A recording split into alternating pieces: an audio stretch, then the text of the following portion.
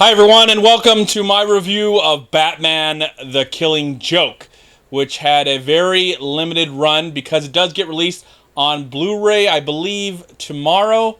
But I saw it thanks to a really great friend of mine. I want to give a shout out to my friend Alan. If it wasn't for him, I probably would have never saw this film.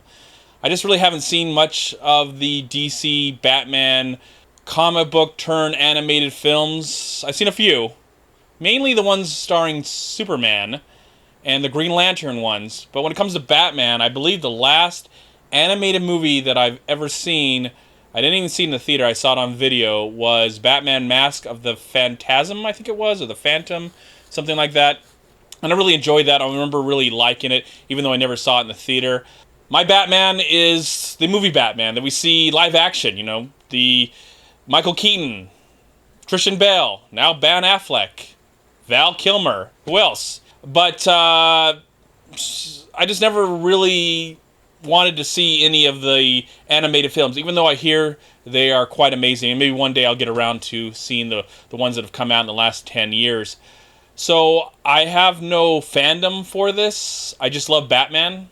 I really find the character to be utterly compelling, and I'm looking forward to where the character goes, especially in live action form. But thanks again to my friend Alan. I saw the movie tonight with a lot of people that know the story, read the comic book written by Alan Moore, whose name was not attached to this animated film at all, and I definitely know why, having been a fan of Watchmen, the movie first, and then I read the comic book afterwards. Love Watchmen. It's probably one of the greatest things I've ever witnessed on the theater, and one of the greatest things I've ever read and looked at. So, having said all that, that's where I'm coming from. I'm not a comic book guy. I really don't care about comic books all that much, though I do love the movies that they produced in the last 30, 40 years of cinema.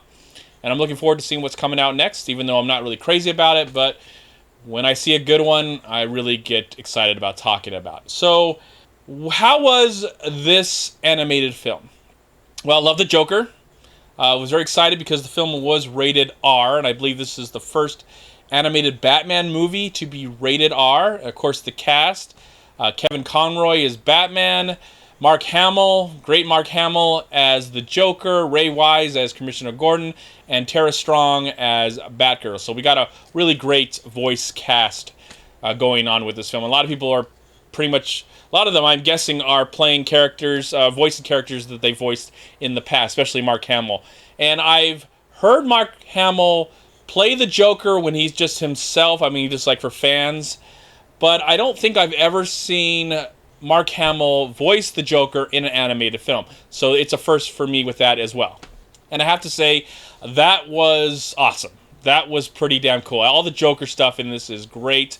Again, I don't know how close it is to the original material, though the friends I went with me kind of explained some things afterwards and told me like the beginning's not really in the Killing Joke, but once we meet the Joker and all that goes on is in the Killing Joke. Again, I like the voice work. I do like the animation. I've seen darker and more disturbing stuff in like PG-13 animated films. I mean, I know there's blood and people get shot in the head, and there's even a point in this one that I think is in the comic book where a main character gets shot in the stomach, somewhere around there, and I was really hoping that character would have died.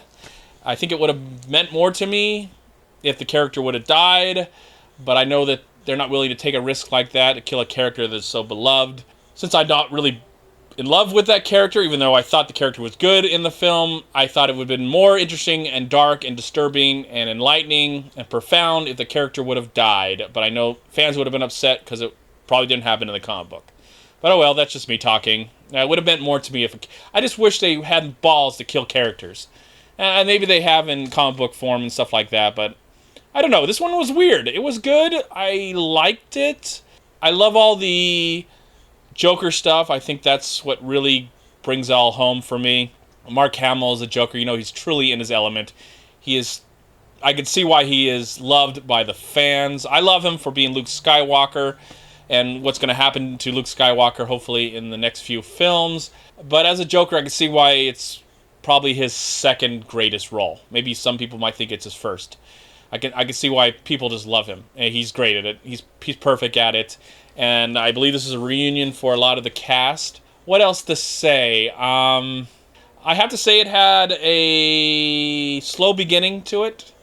But I think once we get to the meat of the bone, where we're dealing with the Joker and Batman's relationship with the Joker, that's when the movie really starts to find its footing and feels very well paced once from that point. I think like the first maybe 20 minutes of the movie, I was kind of like, okay, I thought I was seeing The Killing Joke. Where's the Joker? I mean, I don't know what's going on here.